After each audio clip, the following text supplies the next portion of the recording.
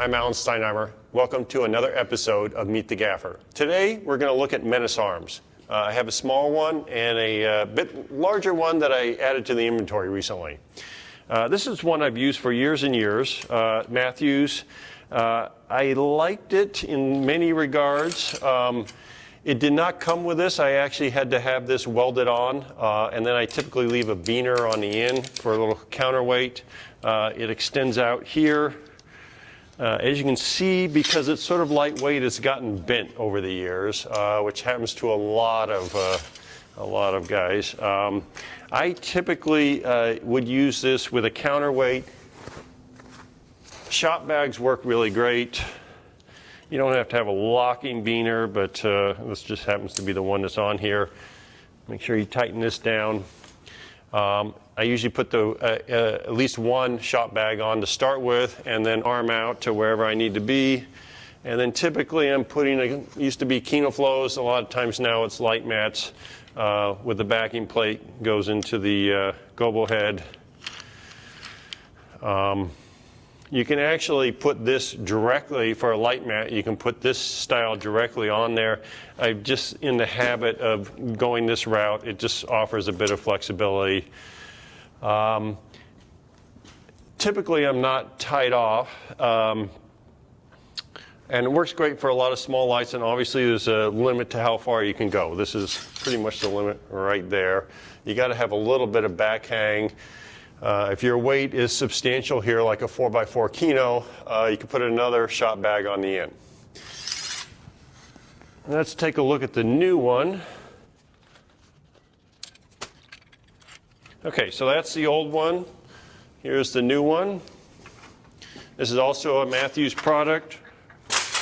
Their stock version comes with a big fat lead or steel weight right here. I didn't really like that idea. It made it really heavy, hard to move around.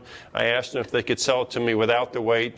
They did. And then I drilled out the other side of the hole here. I put an eyelet in and bolted it in, and then I leave a beaner on there permanently, basically to accept shop bags. As you can see, both of these come with juniors, so you got to have a junior stand. That's a little bit more than maybe some small gigs might have on hand, but it's really safer to basically be working with a junior stand. So this one goes out much farther, as well as the tube is much bigger diameter, so it's just got more strength to it. So I can actually arm this out quite a ways. Let's see if we go out of frame here. Obviously you don't want to hang anything too heavy this far out.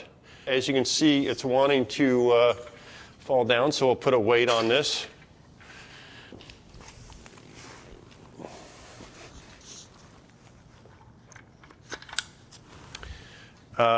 What I find is that the key grips that I work with love to do the ratchet strap, and they prefer that over just a pile of sandbags. I've came out of small productions, and so I was used to not having a key grip for a long time.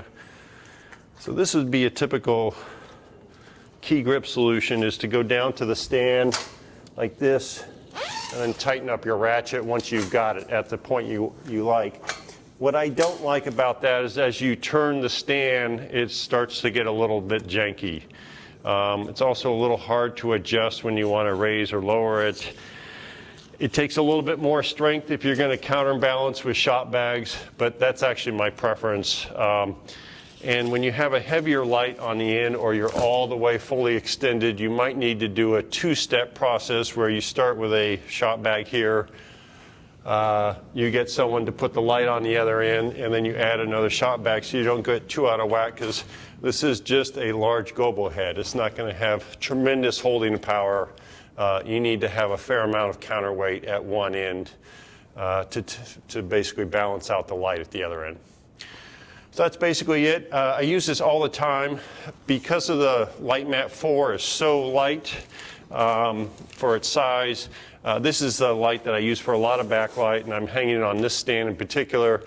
And because it's so much longer, it allows me to really get out there for a wider shot. especially with the use of anamorphic lenses nowadays, a lot of times we're having to be way out at the edge of frame. So that's the basic Menace arm idea. You know, you have your junior stand and you have a lollipop. Either that comes with the Menace arm or you create it and then you add to it a piece of pipe that has, you know, it can be just an ear that's onto the rail, and then you have your weight on this side, however that is, whether it's weight on the actual rail, and sometimes I put an ear upside down on here, and then I can loop on a sandbag, or I can tie a ratchet strap from that ear to the stand. And then obviously this is bagged as well. And then you've got your load, and that either has a baby pin or a junior receiver for whatever unit you're putting up on there. Now another way to do this is to have two stands. So you have one stand here, and then you have another stand with a gobo head. And if you have the ear inverted like that, so the opening of the ear is on top, then if you have an offset lollipop, you can grab it on top. So you put the stand here and the lollipop goes on top instead of on the bottom.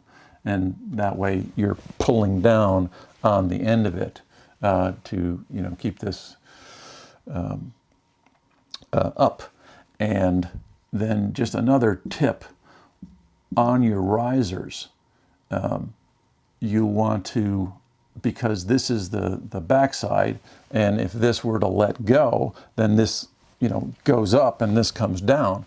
Well, tie off this head, you know, with some line. Just tie that off. And then another thing, since there's all kinds of weight on this, sometimes I put a cardellini on the bottom of each riser just so that there's a stop.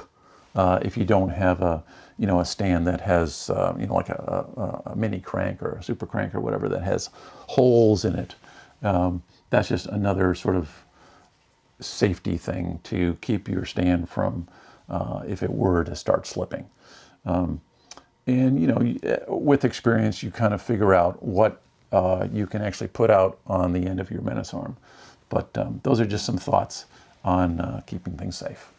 So, thanks for watching. We'll see you next time.